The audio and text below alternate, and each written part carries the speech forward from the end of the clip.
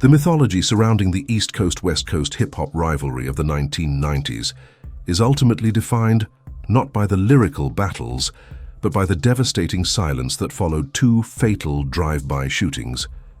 These events, separated by only 6 months, eradicated the two most prominent voices of a generation, Tupac Shakur and Christopher Wallace, known globally as the Notorious B.I.G. Their careers, marked by the release of multi-platinum works like Tupac's All Eyes on Me and Biggie's posthumous Life After Death, created a cultural supernova. Their deaths left an enduring, inexplicable void. This is the story of a cultural tragedy fueled by corporate ego, escalating street loyalty, and the ultimate price of proximity to power. Tupac and Biggie were once friends, but the rising tensions between their respective labels, Suge Knight's Death Row Records in Los Angeles and Sean Puff Daddy Combs' Bad Boy Records in New York, turned their relationship into a vicious feud. Tupac, convinced that members of the Bad Boy camp were involved in his 1994 shooting and robbery in New York City, launched an aggressive lyrical war, culminating in the scathing diss track Hit 'Em Up. This period of conflict transformed the artists into generals in a proxy war where location became deadly and retreat was impossible. The core implication of this tragedy is that the rivalry didn't just cause death, it demanded reciprocal execution to achieve a terrifying, chilling symmetry. The silence that descended upon the hip-hop world after Biggie's death was not peace. It was the chilling realization of the systemic costs of this war, leading American rapper Nas to lament that the loss of Shakur and Wallace was nearly the end of rap itself. The events that followed demonstrated that the escalating animosity transcended the music industry, dragging street gangs and potentially law enforcement officials into a tangled web of violence and cover-up. The night of September 7, 1996, began under the opulent lights of the Las Vegas Strip, a temporary zone of high-stakes glamour that quickly devolved into a street battlefield. Tupac Shakur, riding the wave of his monumental success, attended the Mike Tyson versus Bruce Seldon fight at the MGM Grand Garden Arena. He was accompanied by Marion Suge Knight, the imposing co-founder of Death Row Records, a label notorious for its connections to the mob Piru Blood Gang. The professional high of the night, Tyson defeating Seldon in a quick first-round knockout, gave way to violence in the casino area shortly after 8:50 p.m. The transition from VIP seating to violent chaos was immediate. A member of the Death Row entourage, Trevon Lane, spotted Orlando Baby Lane Anderson in the crowded lobby. Anderson, a member of the rival Southside Compton Crips, had previously been involved in an altercation where he and his associates had assaulted Lane and stolen his Death Row medallion, a significant gang-related affront. The resulting encounter was recorded on the hotel's security cameras. Tupac, seeing Anderson, immediately rushed over and threw the first punch, knocking the 22-year-old Anderson to the ground. The Death Row entourage, including Suge Knight, joined in, brutally kicking Anderson in the head and body. Anderson, cornered and outnumbered by 5 men, was severely beaten in full view of casino patrons and security. The confrontation was reckless, public, and swift. This attack serves as the crucial catalyst that sealed Tupac's fate. The superstar, operating under the dangerous influence and protection of Suge Knight, chose to execute a street-level gang retaliation over a minor feud, an action that should have been beneath his status, but which was necessary to uphold the violent image of Death Row. Public humiliation is an intolerable violation in gang culture, and the assault on a prominent Crip gang member, committed in enemy territory by blood-affiliated rivals, demanded an immediate, lethal response. The murder that followed was not merely the result of the coastal rivalry, it was an organized street execution designed to restore honor and demonstrate authority. The Las Vegas Strip had instantly become the setting for a gang war that the star status of Tupac could not avert. 3 hours after the vicious beating of Orlando Anderson, Tupac and Suge Knight departed the Luxor Hotel, heading toward Club 662, a venue owned by Knight, where Tupac was scheduled to perform at a charity concert. They rode in Knight's black BMW sedan. Just minutes before the ambush, a friend captured an image of Tupac in the car with Knight. a final infamous photograph. Unbeknownst to them, the retaliation had been mobilized with terrifying speed. Dwayne Keefe D. Davis, Anderson's uncle and a reputed gang leader, and his crew, driving a white Cadillac, were actively searching for the death row convoy. They had initially waited near Club 662, where Tupac was heading, before leaving and spotting the caravan en route. As they followed, Davis recalled seeing the target and confirming they had found who we were seeking. At approximately 11:15 p.m. PDT, the BMW stopped at a red light at the intersection of East Flamingo Road and Koval Lane in Paradise, Nevada. This momentary halt provided the necessary window. The white Cadillac pulled up alongside the passenger side of the BMW. A gunman, later identified by investigators as Orlando Anderson, leaned out of the back window. Utilizing a .40 caliber Glock 22 pistol, the attacker opened fire in a brutal drive-by shooting. Tupac Shakur was struck by 4 rounds, 2 in the chest, 1 in the arm, and 1 in the thigh. Suge Knight sustained only a graze wound. The immediate aftermath was shrouded in chaos and non-cooperation. Suge Knight was quickly released from the University Medical Center after being treated. Tupac, however, was in critical condition, placed on life support. Despite the media frenzy and the severity of the incident, Knight refused to cooperate with the police, actively ducking police seeking to question him. This decision by the key witness immediately hampered the Las Vegas Metropolitan Police Department, LVMPD, investigation, preventing them from achieving a clear path to justice. Tupac, initially given a 50-50 chance of survival, saw his prognosis drop to 1 in 5. 6 days later, on September 13, 1996, the 25-year-old rapper succumbed to his injuries.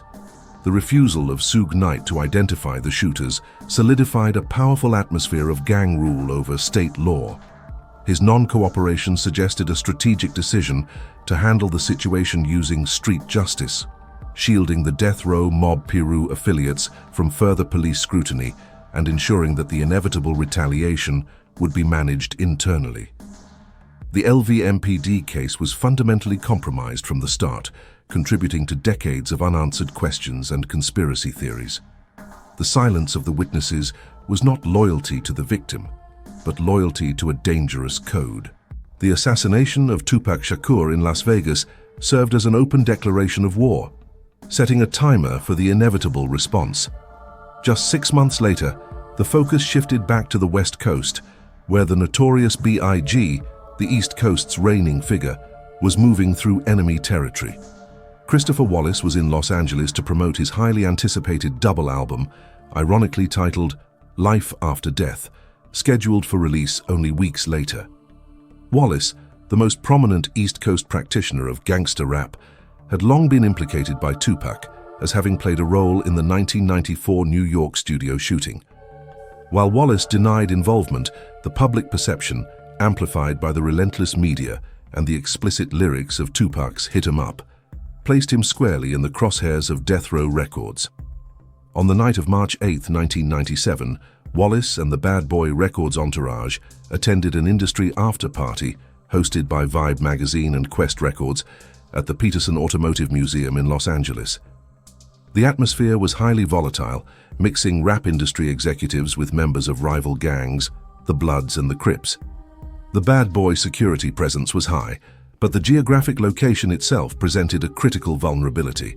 The group departed the museum shortly after midnight, with Sean Combs, Puffy, leading the convoy in one vehicle, and Wallace riding shotgun in the passenger seat of a GMC Suburban, with his friend Lil Cease in the back seat. By 12:45 a.m. PST, the streets were congested with people leaving the event. Wallace's SUV stopped at a red light at the corner of Wilshire Boulevard and South Fairfax Avenue. This moment of vulnerable stagnation provided the opportunity for the counter-strike. A dark-colored 1994-1996 Chevrolet Impala SS pulled up slowly alongside the passenger side of the Suburban. The 6-month gap between the two murders provided ample time for strategic coordination. Unlike Tupac's chaotic, spontaneous retaliation for an insult, Biggie's murder required meticulous planning, tracking his exact route, knowing his placement in the vehicle and executing the hit precisely when his security detail, Puffy's car, was slightly ahead or positioned incorrectly.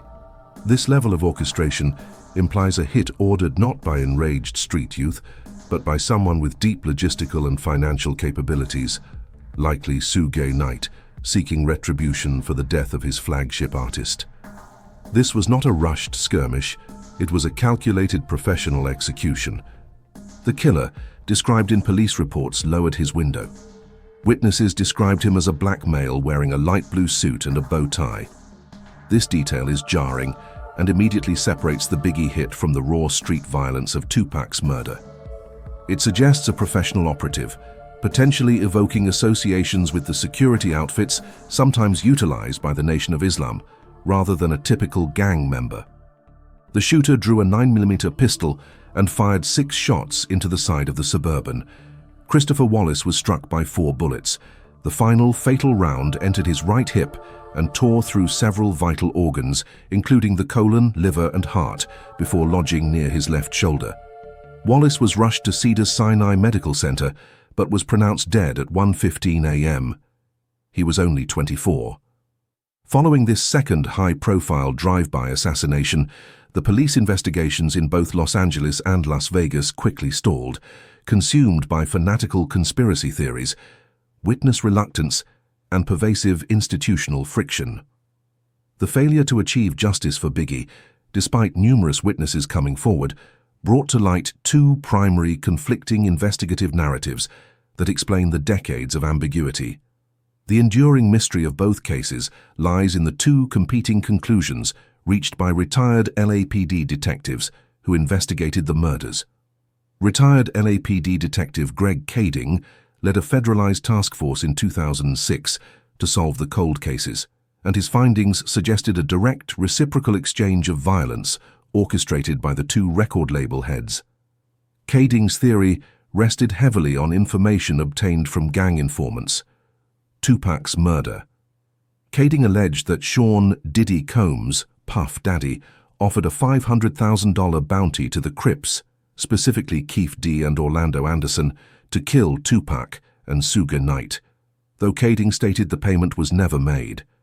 The key witness was Keefe D, who later admitted to being in the car and supplying the weapon used in the drive-by, naming his nephew, Orlando Anderson, as the shooter. Biggie's murder.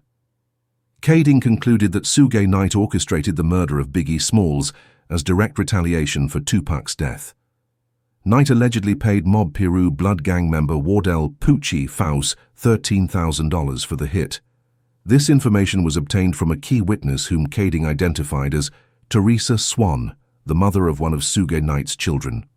Retired LAPD detective Russell Poole, who previously investigated the Biggie case, focused instead on systemic police corruption and the deep ties between death row records and the Los Angeles law enforcement community.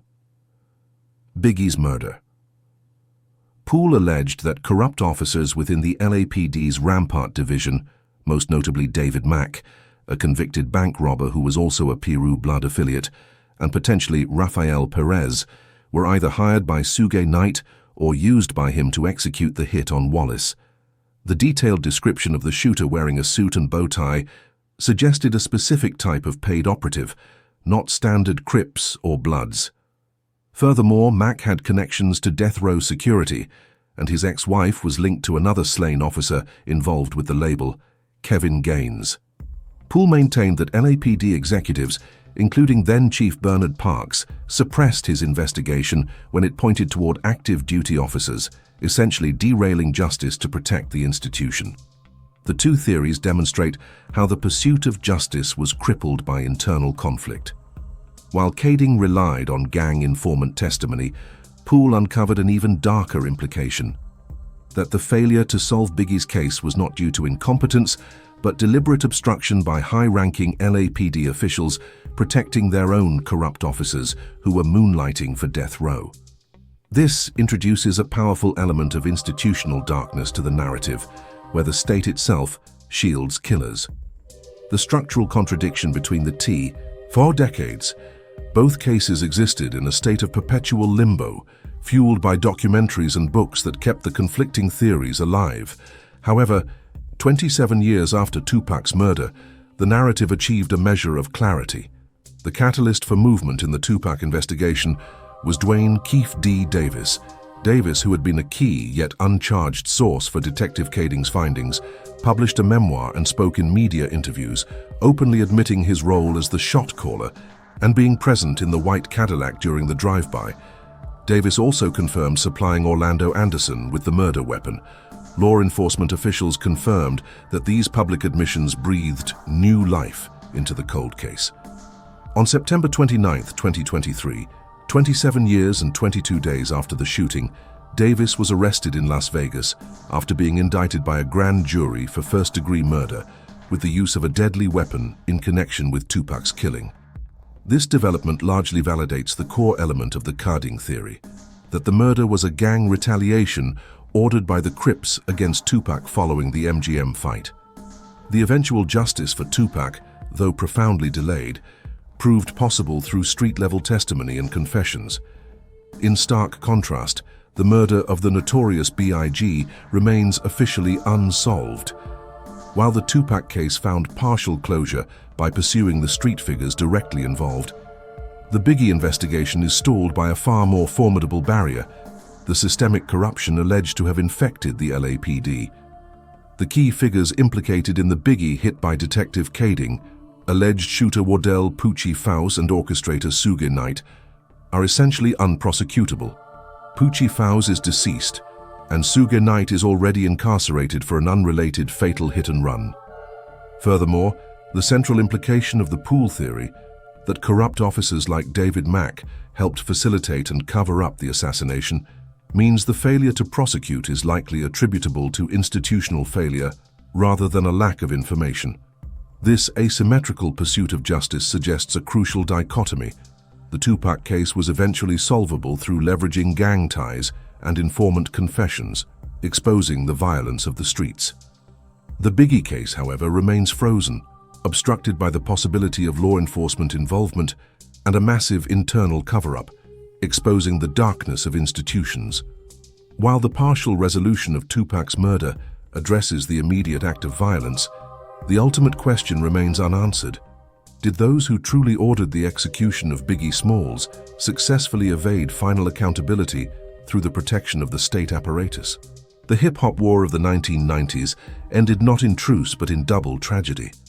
What started as an intercoastal rivalry between record labels, fueled by diss tracks and corporate egos, culminated in two precise, chilling executions. The West Coast assassination of Tupac was the result of reckless, immediate street rage, a direct response to a physical attack on a gang member. The East Coast execution of Biggie, 6 months later, was characterized by chilling, professional precision, arguably the fulfillment of a cold, retaliatory contract. Despite the 2023 arrest in the Tupac case, a shadow of ambiguity still looms large over both crimes. The question of who gave the order and who ensured the silence persists. Was it a pure cycle of gang violence, or did the titans of the industry and corrupt police officers collaborate in the ultimate act of power and fear? The cost was immeasurable, silencing two of music's most profound voices and leaving behind an unfinished sentence in true crime history. The details are chilling, but the silence remains. What theory do you believe closes the chapter on Christopher Wallace? Let us know in the comments below. If you want more exhaustive explorations into the darkest corners of true crime, hit the like button, subscribe to The Dark Silent, and ring that notification bell. Until next time, stay vigilant, because some secrets refuse to stay buried.